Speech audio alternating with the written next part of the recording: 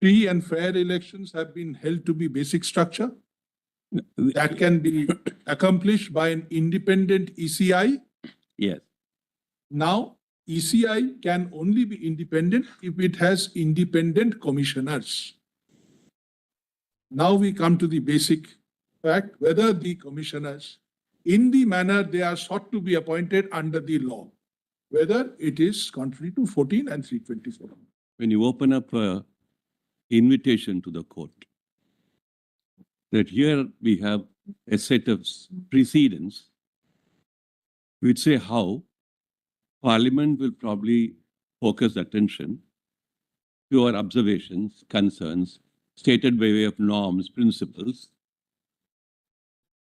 And if Parliament does not, as the court desired to happen, did not focus attention on that, somebody will come back to the court and say, Parliament, invoking administrative law principles, did not apply its mind, disregarded your judgment, and therefore they were bound to act entirely in terms of the judgment of the court. Anything with the Parliament to choose otherwise would be not in consonance of what principle? I am not able to understand. What's the principle which somebody can place before the court to say the Parliament's authority to not to abide by or not to go by or to deviate from a principle or a norm set down by this court will be tested on what principle? Your Lordship being asked today to enter into that domain. I am not talking about whether 142 is a reservoir for doing complete justice. When court lays down certain principles or norms, in certain circumstances, one of my submissions going to be that in the context of illegality of particular legislation, testing the legality of the legislation or state action, the court enters into a declaration of law exercise. Where a declaration of law happens, testing the legality of a legislation or any state action, the court they say this law is bad for the following reasons. The court will not go thereafter to say what would the law look like or what should the law look like. But in a case where there is a need for the court entering into doing complete justice, the court may then say, please consider the following ways of doing complete justice. So we have had all those varied circumstances 142 has been invoked. That will stand entirely different footing. Therefore, my first proposition is Anup Baranwal is not a case where a legislation was sought to be put to test. There is no declaration of law in that strictest sense for the purpose of Article 141 of the Constitution. It's a case where people came to the court saying, for so many years, for 75 years, Parliament has not enacted a law. And there are several reports and commissions which apply their mind in regard to what could possibly a law look like. And therefore, there is a vacuum. We in the context of the vacuum, the court looks into 3 or 4 propositions, which would probably appeal to the court. 1, 2, 3, 4, 5. The court picks up one proposition. I am not entered in the question whether the Anup Baranwal 5 judges were in wisdom in picking up one particular proposition. I am not entering into at all. I am not asking lordships to sit in judgment or an explanation about what Anup Baranwal said is correct or not.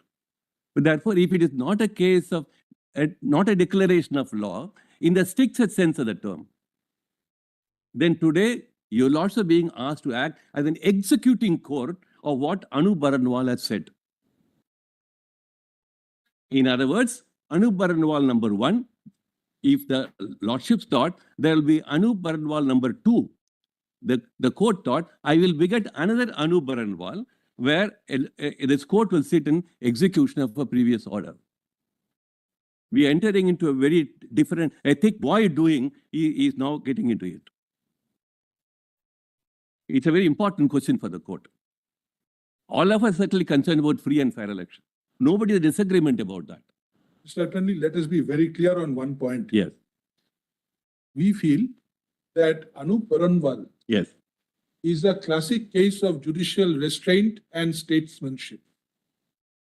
Anup Baranwal consciously insulated itself from laying down a law under 141 If it had done so, it would have been accused of judicial legislation. It had no did occasion to not. do so. It did not. It only laid down broad norms which are to be kept in mind. Now, why was it required to do so? Banwal With- traced the history, 70 years, no law. Then, by its order, constituted an interim committee, which was to function till such time law is laid down by the parliament under 324. Can I halt here for a minute, Lord's permission? If during that interim period, if the executive had not acted in terms of the interim arrangement, the position would have been different, right? The question would be then, till what time will that interim arrangement last? If it was a purely interim arrangement, because if there was, what you'll also make a note about this point, that when Anup Baranwal initially came in 2015, there was a vacant post of an election commissioner. It was in that context they wanted the court to engage in and find out which is the best way of going about appointment of election commissioner. By the time the judgment came, the position is different. Therefore, if it's an interim arrangement, because what we want from you is this. Yes.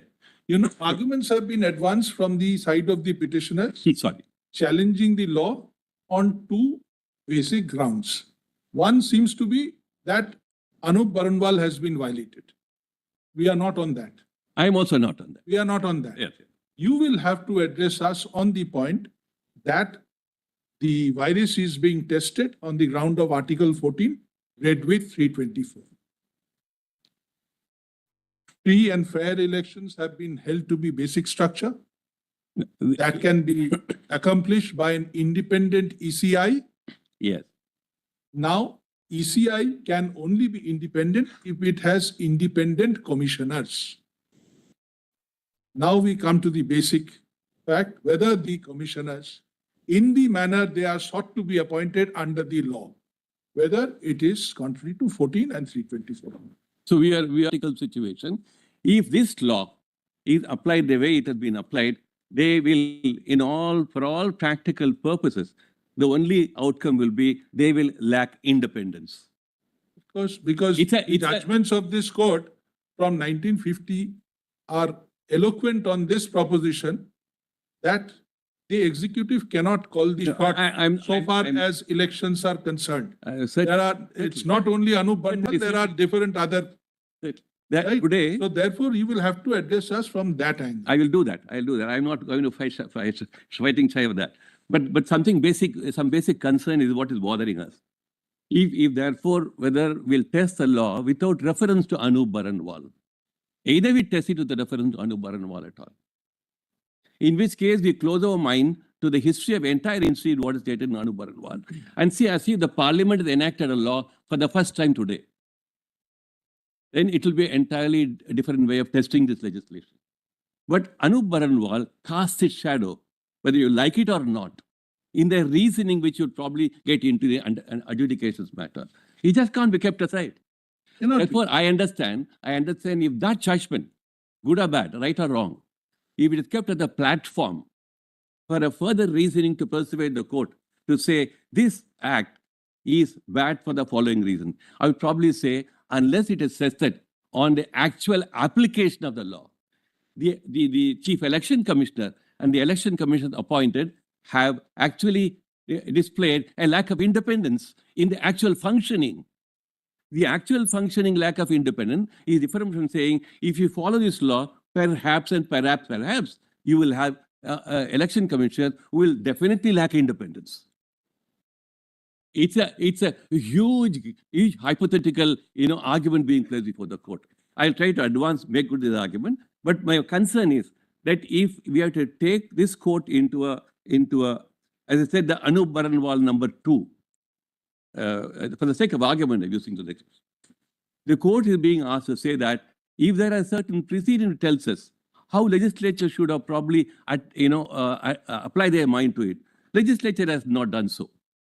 Therefore, we will examine the question as to what probably and in what best manner the legislature would have applied its mind. So this court, in another way of speaking, is being asked to enter into the legislative arena. In a Do not way, take you it that probably we cannot. are It may be. legislative wisdom. No, I'm talking Please about the do not take legislative it that arena. We are questioning legislative wisdom. Uh, It's only that yeah. when the Supreme Court speaks, the legislature cannot say that If today, for instance, there's no Anup Baranwal at all, Parliament chose to enact this law, and it's ought to be put to test again for the first time before the court. The court will look at it from certain facts we plead before the court, and facts will probably carry weight with the court.